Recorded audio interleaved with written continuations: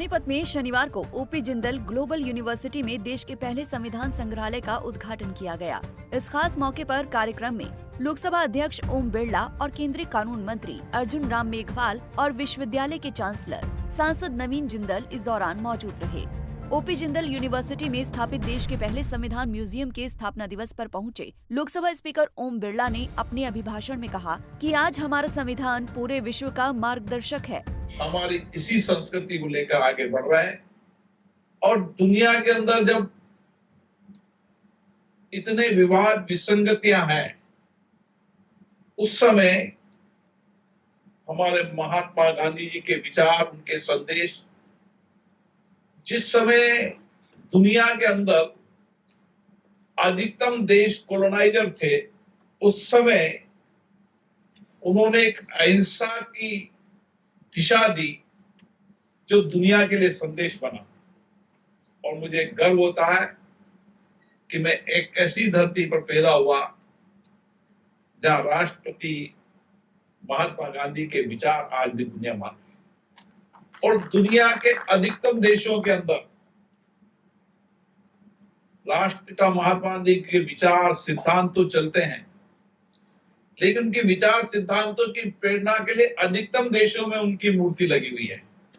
मुझे गर्व होता है जब भी मैं जाता हूं किसी देश में कि भारत में ऐसे युग पुरुष पैदा हुए जिन्होंने उस समय दुनिया को एक नई दिशा देने का काम किया। और मैं गर्व होता है कि इस धरती पर बाबा साहब अम्बेडकर हुए जिन्होंने भारत को एक संविधान दिया और दुनिया को संविधान को अंगीकार करने की दिशा थी। सही कह रहे थे कि आज की उस समय की आवश्यकता क्या थी? उस समय की आवश्यकता थी समानता।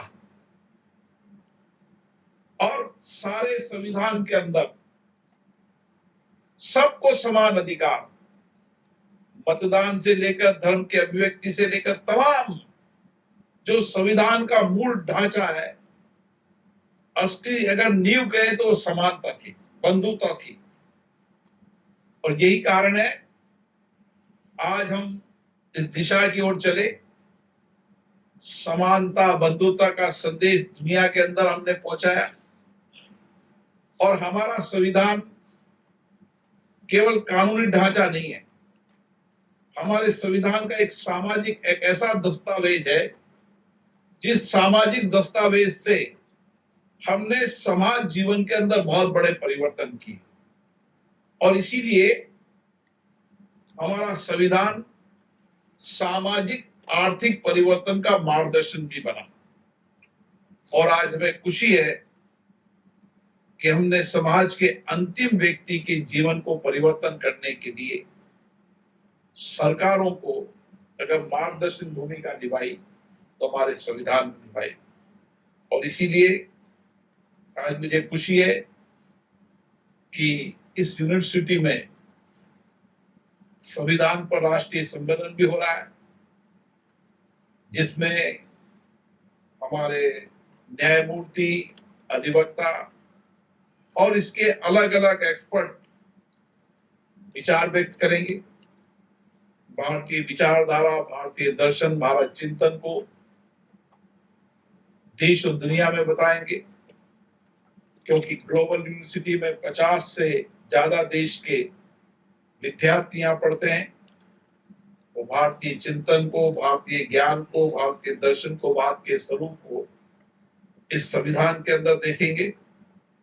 और मुझे आशा है कि हम इसी तरीके से लोकतांत्रिक प्रक्रियाओं को अपनाते हुए भारत के संविधान ने जो हमें आत्मविश्वास दिया है, सामूहिकता का, अखंडता का, एकता का, और सबसे बड़ा जो हमारे लिए प्रेरक है, हमारे कर्तव्यों दायित्वों का, अब समय आ गया है कि हम सामूहिकता के साथ मिलकर, एक साथ मिलकर हर समाज के व्यक्ति का इस भारत के नवनिर्माण में योगदान हो, सामूहिक योगदान हो, संपूर्ण सामर्थ्य से योगदान हो, सब मिलकर योगदान हो, क्योंकि दुनिया के अंदर हमारा देश ऐसा है जिसने आपदा विपत्तियों के समय सामूहिकता के साथ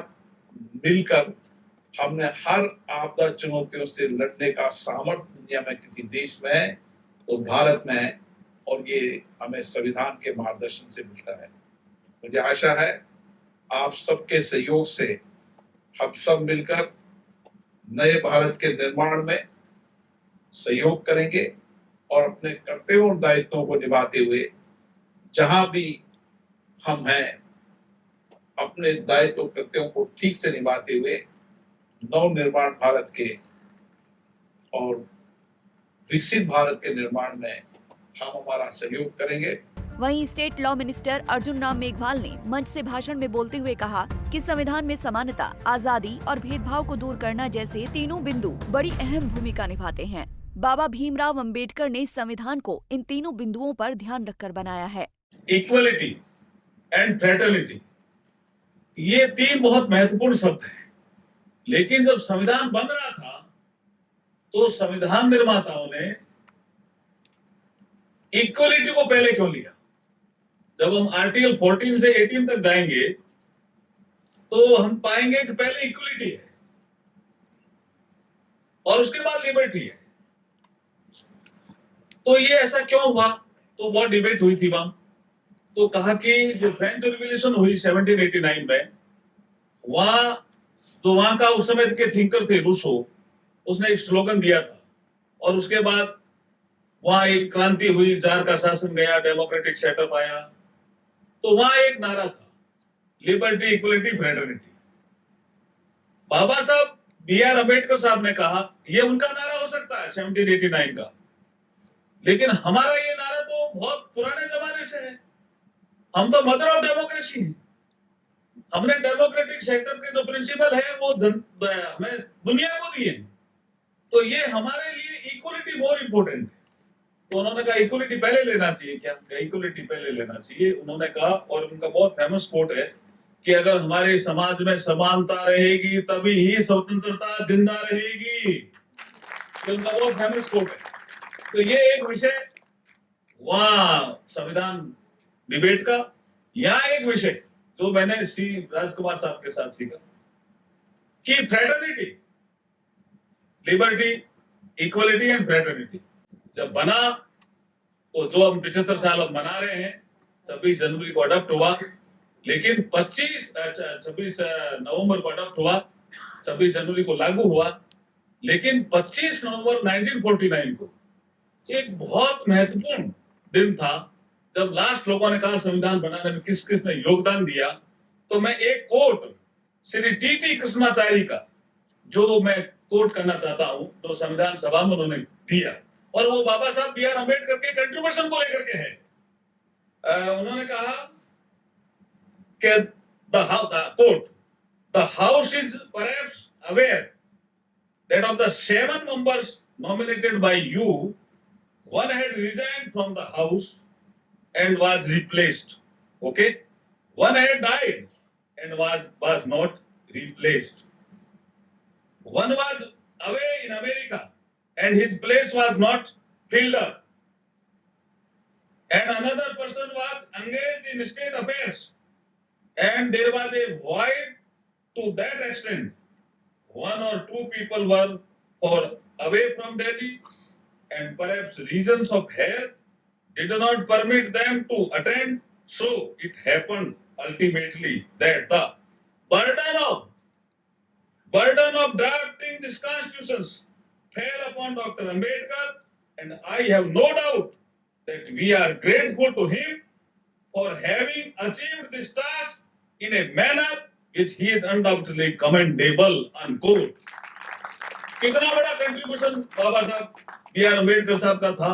और आज आपने जो एक संविधान का गार्डन बनाया है और जो आपने म्यूजियम बनाया है, उसमें बाबा साहब की महती भूमिका को आपने दर्शाया है। इसलिए मैं नवीन जिंदल साहब, आपका और आपकी पूरी टीम का बहुत बहुत साधुवाद, धन्यवाद करता हुआ मेरी वाणी को विराम देता हूं।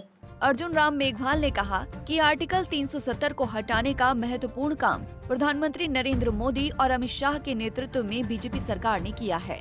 वहीं बाबा भीमराव अंबेडकर भी आर्टिकल 370 को पसंद नहीं करते थे। सोनीपत से सन्नी मलिक, पंजाब केसरी टीवी। हमसे जुड़े रहने के लिए हमारे YouTube चैनल को सब्सक्राइब करें और नई वीडियो की नोटिफिकेशन के लिए बेल आइकॉन को दबाएं। अगर आप ये वीडियो Facebook पर देख रहे हैं तो लाइक जरूर करें और ज्यादा से ज्यादा शेयर करें। धन्यवाद।